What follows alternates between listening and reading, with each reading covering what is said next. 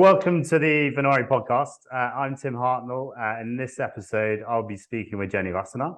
Jenny is Chief Sustainability Officer and SVP of Global Research and Development at Trivium Packaging. Trivium is a leading global packaging company providing high quality and infinitely recyclable metal packaging. Prior to this, Jenny spent a number of years at Avery Dennison and Shell. Jenny, welcome. It's great to have you on and good to be speaking with you again.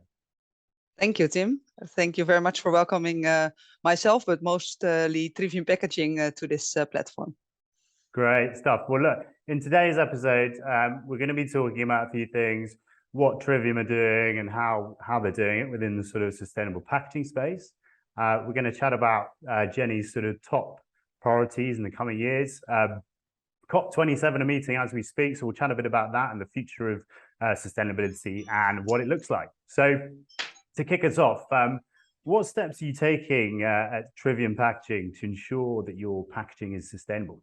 So, of course, we focus on infinitely recyclable materials, as you already mentioned. So we make sure that we make all our materials only from materials that can be used over and over again. And in this case, we selected metal packaging solutions. So we create our packaging solutions from aluminium and steel, which are both infinitely recyclable, which is fantastic. That's, of course, the first step that we took as an organization as a clear decision and strategy on the way forward. But then, of course, we take next steps as well. So we look at all our productions and all our designs for recycling and design of the products and the concepts that we bring to the market to keep on improving the sustainability credentials. For example, through our eco-design strategy. So we validate all our new designs according to 9 principles of sustainability. For example, we aim to reduce the materials that we're using so that we use the minimum amount of resources to produce our materials, but also to increase recycled content, create more recyclability where possible in all the regions where we're supplying. Brilliant. And obviously, you know, as Chief Sustainability Officer there, I mean, what are the main priorities that you have, and obviously how have these sort of evolved over the past few years? When I look at our sustainability strategy, we aim at 3 main angles. So the name Trivium is Latin and it stands for the 3 roads coming together: our customer, our planet, and our people. So that's also the way how we've designed our sustainability strategy. So when I look at the people part, we look at how can we work together with our neighborhoods, with our employees, and be a force for good in all the environments where we live. So what we do there is making sure that we do what we call World Cleanup Day activities in all our sites globally. So that's point 1. When I look at planet, there we look at, of course, reducing our energy consumption, gas consumption in all our 52 production sites globally.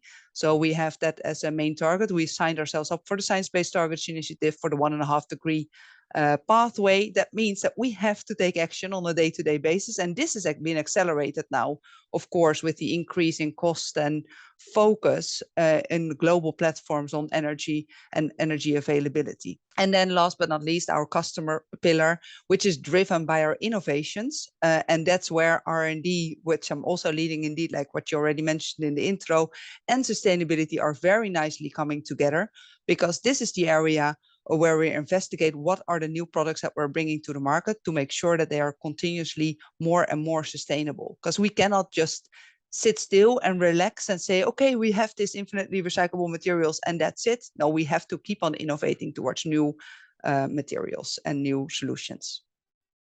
Yeah, no, absolutely. And look, we alluded to it at the start in the introduction, but obviously you've got world leaders meeting COP27 as we speak.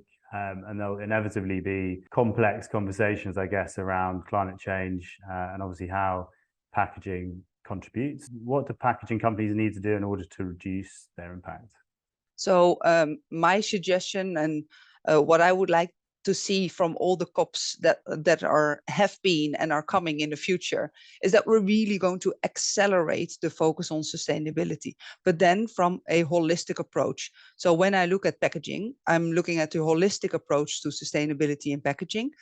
because only looking at, for example, the CO2 footprint is unfortunately not enough. Certainly not if you're only looking at a life cycle assessment.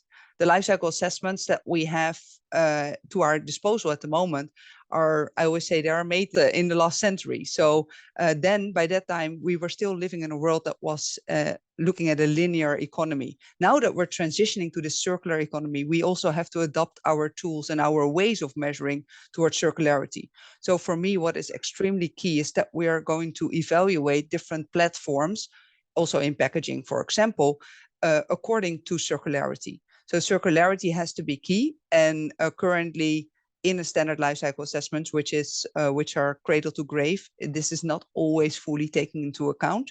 And there are more elements that you have to take into account. But for me, circularity is key, and have a look at how much is your material actually really recycled, and not only is collected for recycling, but really recycled. And there are still a couple of very big steps to be made. Yeah, no, absolutely. I think the circular economy is something that's coming up in a lot of conversations I'm having, and obviously the infrastructure that sort of goes into making that possible is obviously really important. Final question, I guess. I mean, it's quite a fun one. You know, if you had a crystal ball, what does sustainable packaging look like in the year 2040? Yeah, so 2040 is still a long way from now, but it's actually also around the corner. And that's what you see when the first agreements were made in Paris in 2015. And now we're already approaching 2025 soon. And where are we now? What kind of steps have we really made as an industry? What my crystal ball would be, for my dream would be, that everything is recycled and everything is recyclable. And currently, certainly when you look at packaging, the packaging that's currently brought into the market, 9 out of 10 times, unfortunately, is not that recyclable as it's stated on the marketing claims on the packages itself. When I look at metal, 80% of all the metal that's ever been produced is still in use today.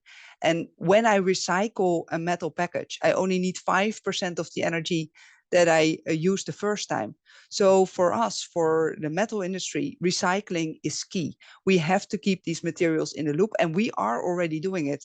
Globally, we have the highest collection rate for recycling and the highest recycling rate from most of the packages out there. So roughly 60% of all the packages on the global level are collected for recycling. And when they are in the collection scheme, then they are most of the times also recycled, because the yield of recycling is very high. So these three elements have to come together for all the packages globally, because only then we keep the resources in the loop for our next generations. I think that's most important, that we maintain the materials. And that's my dream, that preferably all the materials are infinitely recyclable, because that's best for the environment. Realistically, where do I really think we will end up by 2040? That's maybe a little bit different. Looking at the pace of the decision makings, the pace of the collective agreements around what is allowed and what's not allowed. How do recycling systems really work? There are so many different elements going on, certainly on a global level. Everywhere where you go, recycling is set up in a different way. It's very complex as a consumer to recycle your materials correctly. So I think we will not be fully recyclable as an industry, as a packaging industry, by 2040. But when you work with metal packaging, you're at least hitting your targets on the recyclability very quickly. Yeah, absolutely. And I guess, you know, you've recently taken on that sort of SVP of, you know, research and development. So that's going to be fundamental, I guess, to that role. Jenny, look, thank you so much for your time. It's been great to sort of share your insights, you know, and I look forward to obviously catching up with you again soon. Many thanks. Perfect. Thank you very much, Tim. Bye.